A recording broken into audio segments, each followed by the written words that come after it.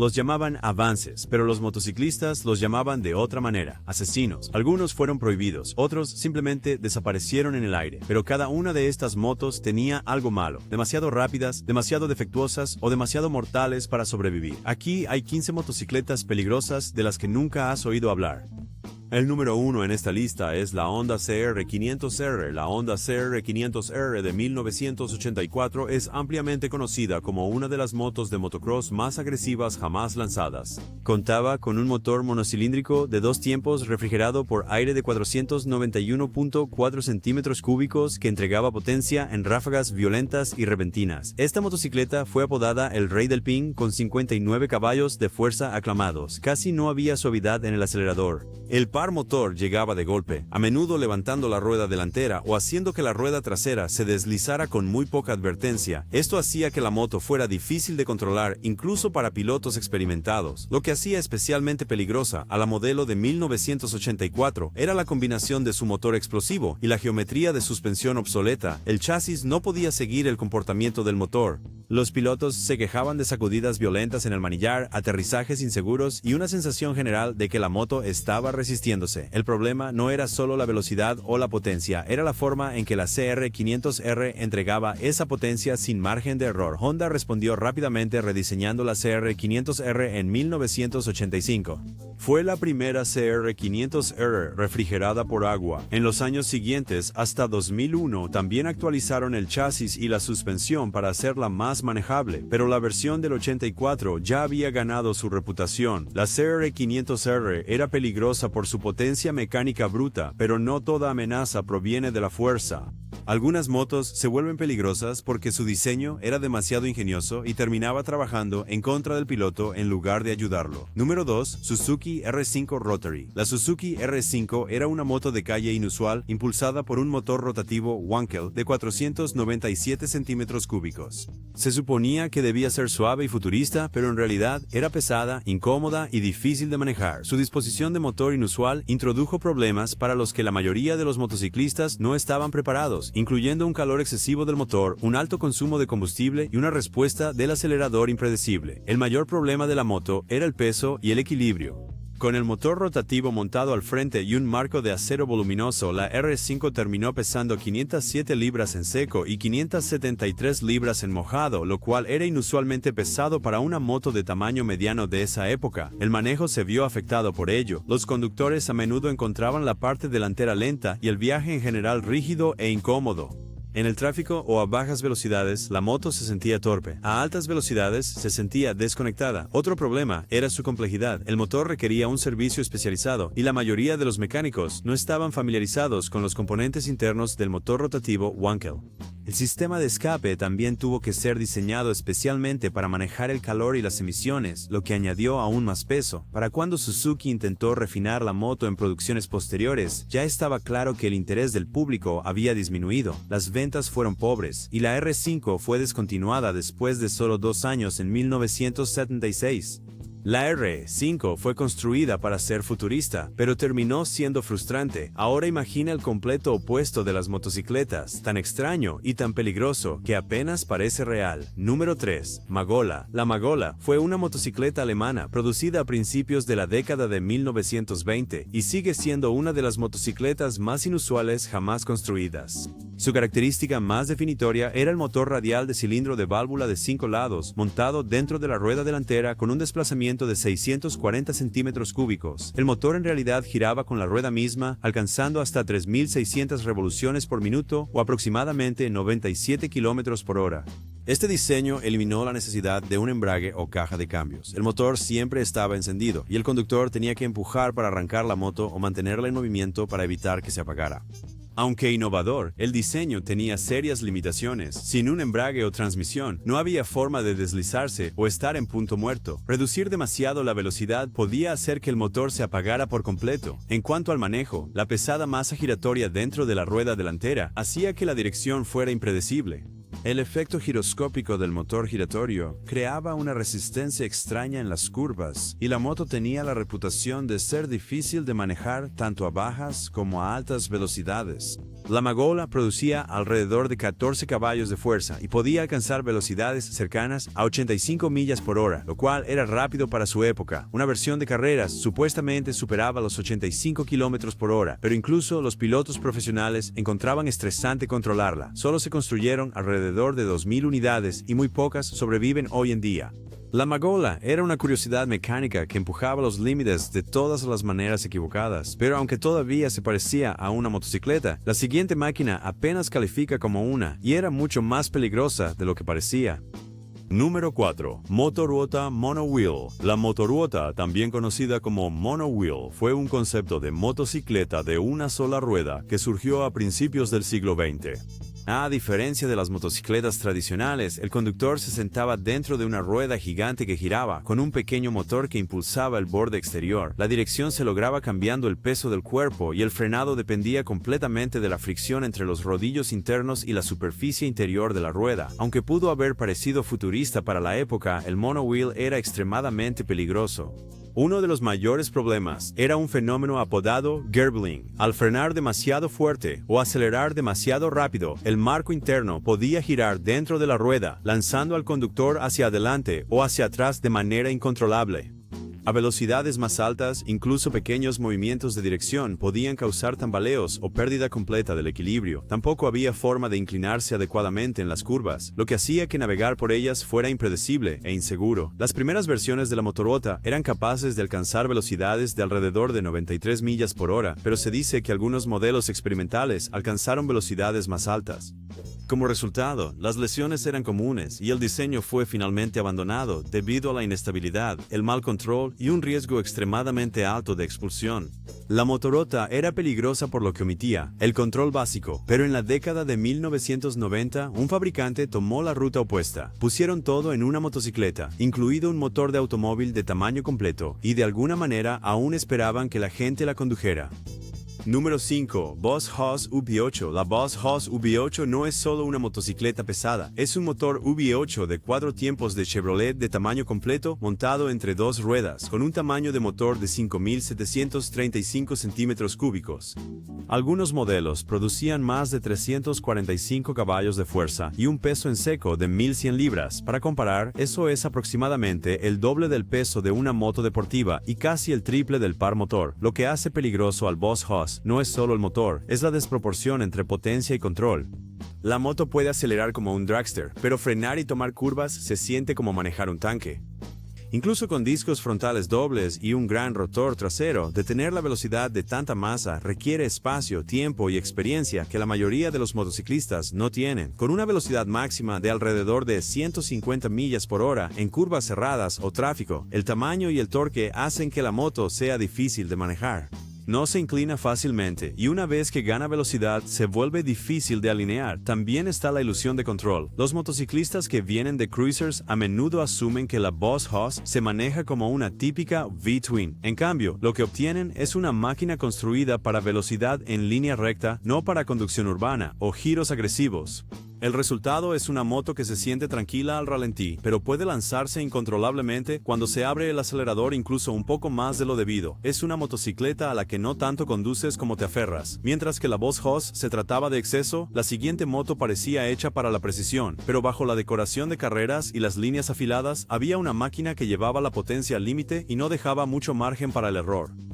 Número 6. Yamaha WOM CF R7 UO Bowser 2. La Yamaha WOM CF R7, también llamada O Bowser 2, fue una superbike de producción limitada desarrollada para carreras de homologación. Solo se construyeron unas 500 unidades y venía con un motor de 4 cilindros en línea de 749 centímetros cúbicos ajustado para el rendimiento. En teoría, la R7 era una de las máquinas de carreras más avanzadas de su época, pero como moto de calle se volvió peligrosamente implacable. En su configuración de serie, la R7 estaba muy restringida para cumplir con los estándares de emisiones, pero una vez deslimitada, lo que la mayoría de los propietarios hacía, podía producir más de 100 caballos de fuerza y mucho más con kits de carrera de fábrica. El problema era que el chasis, la suspensión y la respuesta del acelerador estaban ajustados para la pista. En carreteras normales se sentía inestable y nervioso, especialmente a altas velocidades o durante frenadas bruscas. La dirección era precisa, pero no indulgente. Cada movimiento requería precisión y hasta los pequeños errores podían resultar en un deslizamiento, tambaleo o accidente. La suspensión también estaba diseñada para el peso y la posición del piloto en carreras. Para cualquiera que no coincidiera exactamente con esa configuración, la moto podía sentirse inestable. Y a diferencia de las motos deportivas modernas, la R7 no tenía control de tracción, ni ABS, ni ayudas para el piloto. Para los corredores hábiles, era una herramienta de precisión. Para casi todos los demás, era un riesgo. La R7 era un bisturí de carreras disfrazado de moto de calle, pero la siguiente motocicleta no pretendía ser nada sutil en absoluto. Se veían agresivas, se sentían pesadas y ofrecían más de lo que la mayoría de las personas estaban preparadas para manejar. Número 7. Ducati Passo 750. La Ducati Passo 750 fue un intento ambicioso de modernizar la línea de Ducati a mediados de la década de 1980. Venía con un motor L-Twin de 748 centímetros cúbicos refrigerado por aire, encerrado en una carrocería completamente carenada, lo cual era inusual para la marca en ese momento. Aunque parecía futurista, la experiencia de conducción contaba una historia diferente. La geometría del extremo delantero de la moto, la configuración del carburador y la distribución del peso creaban un manejo inestable a alta velocidad, especialmente durante entradas rápidas de dirección o transiciones en las curvas. Uno de los mayores problemas era el carburador. Ducati optó por un solo carburador Weber, lo que hizo que la respuesta del acelerador fuera irregular e impredecible, combinado con una horquilla delantera que no ofrecía mucho feedback en un chasis relativamente rígido. Los pilotos a menudo informaban de dificultades para mantener una línea en las curvas. La moto tendía a sentirse imprecisa y desconectada de la carretera, y esto empeoraba al frenar o con cambios de dirección repentinos. Aunque la Passo tenía buenas intenciones de apariencia moderna, diseño integrado y atractivo de turismo deportivo, terminó con un comportamiento nervioso y una alimentación de combustible poco fiable, lo que la hacía un riesgo para conducir agresivamente. Incluso los fanáticos experimentados de Ducati encontraban difícil confiar en la parte delantera al inclinarse en curvas rápidas. Modelos posteriores como la 906 y la 907 intentaron corregir algunos de estos problemas. Pero para entonces, la reputación ya se había establecido. Mientras el Passo luchaba con la ejecución, la siguiente máquina apenas salió de la etapa de prototipo. Fue construida para correr, pero nunca llegó a la línea de salida porque ni siquiera los pilotos de prueba podían mantenerla bajo control. Número 8. Ariel Aero Prototype. En 1959, Ariel comenzó a trabajar en un prototipo de carreras ligero basado en su modelo estándar Aero. Esta moto experimental presentaba un motor de 2 tiempos de 200 centímetros cúbicos y un chasis de acero prensado semi-monocasco. Esto se logró reduciendo el diámetro a 48.5 milímetros desde 54 milímetros, manteniendo la misma carrera. El objetivo era competir en clases ligeras con una moto ágil y aerodinámica, pero el proyecto nunca avanzó, en gran parte porque el diseño reveló importantes fallos de manejo al principio de las pruebas. El prototipo utilizaba una versión modificada del ya inusual chasis del Aero, que dependía en gran medida de la rigidez estructural del acero estampado. A bajas velocidades era manejable, pero a velocidades más altas la moto desarrollaba inestabilidad en las curvas y una respuesta delantera impredecible. Los pilotos informaron que una vez que la moto se inclinaba más allá de cierto punto, parecía que se desviaría hacia afuera o de repente se enderezaría. Combinado con la vibración del motor y la falta de ajuste de la suspensión, la moto simplemente no era segura para competir. Solo se construyeron unos pocos prototipos y ninguno llegó a competir por completo. La versión de carreras del Aero desapareció silenciosamente de los planes de Ariel y la empresa se centró en sus modelos de carretera. Hoy en día, el prototipo está mayormente olvidado, pero se mantiene como un ejemplo temprano de cómo el diseño experimental sin control en el mundo real puede llevar al peligro, incluso antes de que el público lo vea. El Ariel Aero fue una idea que murió en la fase de prueba, pero la siguiente moto no permaneció oculta. Entró directamente en producción, comercializado como una moto de carreras de fábrica, y casi se desarmaba cada vez que alguien giraba el acelerador. Número 9. Triumph Bonneville 750 T140 Went. En los años 70, Triumph experimentó con motocicletas de estilo drag basadas en su plataforma existente de Bonneville y Tiger. Un ejemplo de esto fue la Triumph Hurricane T140 Bolt Drag Special, una construcción modificada de fábrica diseñada para velocidad en línea recta. Estaba impulsada por un motor bicilíndrico en paralelo de 744 centímetros cúbicos, ajustado para más torque y lanzamientos más rápidos. El problema era que el resto de la moto, especialmente el chasis y la suspensión, no estaba preparado para el estrés. Los pilotos informaron que la moto tendía a levantar la rueda delantera bajo una fuerte aceleración, y una vez que la parte delantera estaba en el aire, se volvía difícil mantenerla estable. El chasis se flexionaba bajo presión, especialmente durante los arranques agresivos. Renard también se convirtió en un desafío debido a la inestabilidad trasera y el soporte limitado en la parte delantera, lo que hacía que la recuperación después de aceleraciones a alta velocidad fuera impredecible. Era ruidosa, nerviosa e implacable. Aunque parecía una simple evolución de una moto de calle, en la práctica se comportaba más como un dragster inacabado que simplemente era legal para la calle.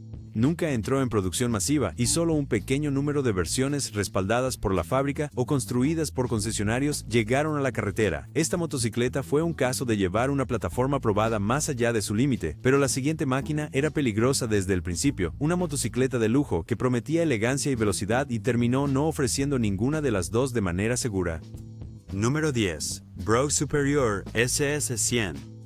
La Brogue Superior SS100 fue considerada una de las motocicletas más avanzadas de su tiempo. A menudo referida como el Rolls-Royce de las motocicletas, fue construida con componentes de alta gama y piezas ajustadas a mano, incluyendo un motor Between de 998 centímetros cúbicos enfriado por aire, capaz de alcanzar velocidades superiores a 210 km/h, un número escandaloso en la década de 1920.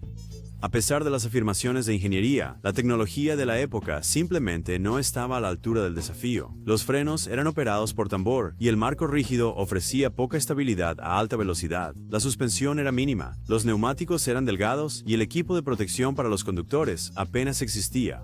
Los conductores que llevaban la SS100 cerca de su límite a menudo encontraban difícil mantener la moto estable en caminos irregulares y muchos de los primeros usuarios sufrieron accidentes graves. Quizás el caso más infame fue el de T.E. Lawrence de Arabia, quien murió en un accidente mientras conducía su Brogue Superior. El incidente fue tan notable que eventualmente contribuyó a los primeros estudios sobre lesiones en la cabeza en motocicletas, lo que llevó al desarrollo de los estándares modernos de seguridad para cascos. Hoy en día, la SS100 se considera un clásico, pero en su apogeo era una moto que exigía demasiado de las carreteras y del piloto. La Brogue ofrecía una potencia que la mayoría de las carreteras no podían manejar, pero la siguiente entrada nos lleva de vuelta a la era moderna, donde las superbikes llevaron la tecnología a nuevas alturas, pero aún no pudieron evitar serios defectos. Número 11. Aprilia RSV 1000 R Factory. La Aprilia RSV 1000 R Factory era una superbike de alto rendimiento con motor V-twin dirigida a los motociclistas que querían un manejo listo para carreras en carreteras públicas. Estaba impulsada por un motor V-twin de 997.6 centímetros cúbicos, refrigerado por líquido que producía 139 caballos de fuerza, con un chasis ligero y componentes de suspensión premium de Öhlins. En teoría tenía todo lo necesario para competir con los mejores de su tiempo, pero en la conducción real tenía serios problemas de manejo que lo hacían arriesgado para cualquiera sin precisión de nivel de pista. La geometría agresiva de la moto y la respuesta aguda del acelerador significaban que pequeños errores podían tener grandes consecuencias, especialmente a alta velocidad. Tenía la reputación de ser nerviosa al entrar en las curvas y demasiado sensible a la posición del cuerpo. La parte delantera ligera podía volverse inestable al frenar o acelerar fuerte, especialmente si la suspensión no estaba perfectamente ajustada. Incluso los pilotos experimentados se encontraban ajustándose constantemente para mantener la moto bajo control. A diferencia de las superbikes más nuevas, la RSV 1000R carecía de control de tracción, frenos antibloqueo o sistemas electrónicos de estabilidad, lo que significaba que todo dependía de la habilidad del piloto. Para alguien acostumbrado a máquinas más indulgentes, era fácil sobreestimar lo que la moto podía manejar, y debido a que respondía tan bruscamente, el tiempo de recuperación era corto. Una vez que las cosas iban mal rápidamente, mientras que la Aprilia castigaba los errores con reacciones muy precisas, la siguiente moto ofrece un tipo de peligro completamente diferente. Es silenciosa, casi sin vibraciones, y capaz de superar a la mayoría de las cosas sobre ruedas sin hacer ruido. Número 12. Lightning LS218. La Lightning LS218 es actualmente una de las motocicletas de producción más rápidas del mundo. Es completamente eléctrica, con un motor de 150 kilovatios, el equivalente a más de 200 caballos de fuerza, y una velocidad máxima de 218 millas por hora, de ahí el nombre.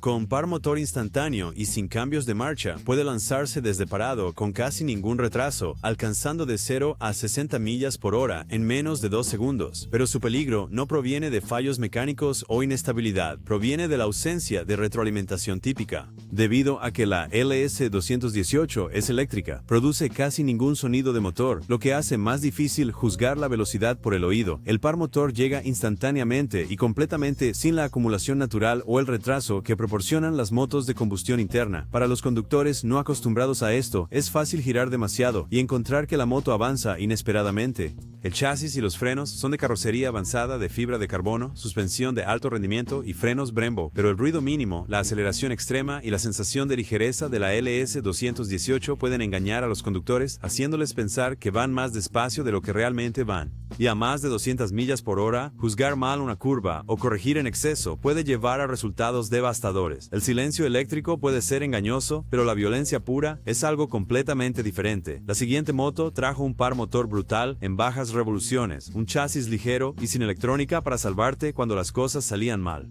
13. KTM 640 LC4R 1998-2007. La KTM 640 LC4R era una motocicleta de doble propósito, diseñada para enduro agresivo y uso todoterreno. Contaba con un motor de 625 centímetros cúbicos, monocilíndrico, de 4 tiempos, conocido por su fuerte par motor y rápida respuesta del acelerador. A simple vista, parecía una moto de peso medio capaz para los pilotos que querían un chasis ligero y un motor potente. Pero la moto rápidamente ganó la reputación de ser físicamente exigente y a veces francamente peligrosa, especialmente para aquellos que la subestimaban. El motor entregaba un golpe agudo de torque en el rango bajo y medio que fácilmente podía abrumar el neumático trasero en terrenos sueltos. No ayudaba que la configuración de la suspensión de la moto, aunque ajustable, fuera dura si no se ajustaba perfectamente. Combinado con una altura de asiento relativamente alta y un peso en seco de alrededor de 290 libras, hacía que la LC4 se sintiera inestable a velocidades más bajas o durante maniobras técnicas. En el pavimento, las cosas se volvían aún más complicadas. La moto vibraba mucho a velocidades de crucero debido a su configuración de un solo cilindro y carecía de la amortiguación refinada o la rigidez del chasis necesarias para un giro estable a alta velocidad. Los pilotos a menudo reportaban sacudidas en la dirección al frenar y deslizamientos repentinos de la rueda trasera al acelerar en grava o superficies sueltas. Exigía una constante atención del piloto y hasta pequeños lapsos de concentración podían resultar en una caída o pérdida de control. La KTM LC4 castigaba el exceso de confianza fuera de la carretera, pero la siguiente máquina era peligrosa de una manera completamente diferente, no por lo que hacía en los senderos, sino por lo rápido que intentaba superar a todo lo demás en el pavimento. Número 14. Kawasaki Ninja ZX2R. La Kawasaki Ninja ZX2R fue presentada como un desafío directo a la Suzuki Hayabusa en el apogeo de las guerras de velocidad de principios de los años 2000. Venía equipada con un motor de 4 cilindros en línea de 1199 centímetros cúbicos, produciendo más de 175 caballos de fuerza y capaz de alcanzar una velocidad máxima de 186 millas por hora, el límite acordado bajo el acuerdo de caballeros entre los fabricantes. Aunque rápida, la ZX2R tenía problemas de manejo que la hacían arriesgada a altas velocidades. La moto presentaba un chasis de aluminio monocasco, que era rígido y ligero, pero el diseño inicial tenía problemas de estabilidad bajo aceleración extrema o en curvas cerradas. La parte delantera podía volverse ligera durante carreras a alta velocidad y los pilotos a veces experimentaban bamboleo o una sensación inestable al llevar la moto cerca de su límite. También era una de las motos más pesadas de su clase, pesando más de 500 libras en mojado. Combinado con su potencia, esto hacía más difícil frenar rápidamente o corregir errores en medio de una curva. A diferencia de las motos deportivas posteriores, carecía de control de tracción o sistemas ride-by-wire para suavizar la entrega del acelerador. En condiciones del mundo real, esto significaba que la moto podía volverse rápidamente impredecible para cualquiera que no tuviera el control total. Mientras que los modelos posteriores refinaron algunos de sus bordes ásperos, la ZX2R original era conocida por ser cruda, rápida e implacable, especialmente en manos de pilotos inexpertos. Pero la última moto en esta lista ni siquiera lo intentó, era demasiado rápida para las calles, prohibida en las vías públicas por completo y aún disponible para cualquiera lo suficientemente audaz para montarla. Número 15. Honda CX500 Turbo. La Honda CX500 Turbo fue la primera motocicleta turboalimentada producida en masa en el mundo y se comercializó como un avance futurista en rendimiento. Contaba con un motor V-twin de 498 centímetros cúbicos, refrigerado por líquido con inyección electrónica de combustible y un turbocompresor que aumentaba la potencia a alrededor de 82 caballos de fuerza, aproximadamente 25 más que su versión de aspiración natural. En teoría, era una Sport Tourer compacta y potente. En la práctica, se hizo conocida por su respuesta del acelerador impredecible y a menudo peligrosa. El problema principal era el retraso del turbo. A bajas revoluciones, la moto se sentía relativamente suave, pero una vez que el turbo se activaba, generalmente alrededor de 8000 revoluciones por minuto, la potencia llegaba de golpe. Los motociclistas podían estar cruzando una curva o intentando adelantar tráfico cuando el impulso se activaba repentinamente, causando que el neumático trasero perdiera tracción o que la parte delantera se levantara inesperadamente. Para los motociclistas experimentados, esto requería una anticipación constante. Para los menos preparados, significaba salidas mal calculadas, giros pasados de largo y en muchos casos, accidentes. La CX500 Turbo también era pesada, inclinando la balanza a más de 570 libras en mojado. Aunque su suspensión fue actualizada desde el modelo base, aún no estaba diseñada para manejar el tipo de aceleración rápida que introducía el turbo. El frenado era adecuado pero no excepcional, y la complejidad añadida del sistema de turbocompresor hacía que el mantenimiento fuera más difícil. A pesar de estar adelantada a su tiempo en términos de tecnología, con pantallas digitales e inyección de combustible, el comportamiento en el mundo real de la CX500 Turbo la hacía sentir más como un prototipo que como un producto pulido. Honda eventualmente refinó la idea con la posterior CX650 Turbo, pero la reputación del modelo original se mantuvo. Algunas de estas motos fueron olvidadas por una razón, otras eran simplemente demasiado salvajes para durar, pero tal vez has visto una, montado una o sobrevivido a algo peor. ¿Nos perdimos una trampa mortal de 2 ruedas que crees que merece un lugar? Déjalo en los comentarios y no olvides dar me gusta y suscribirte.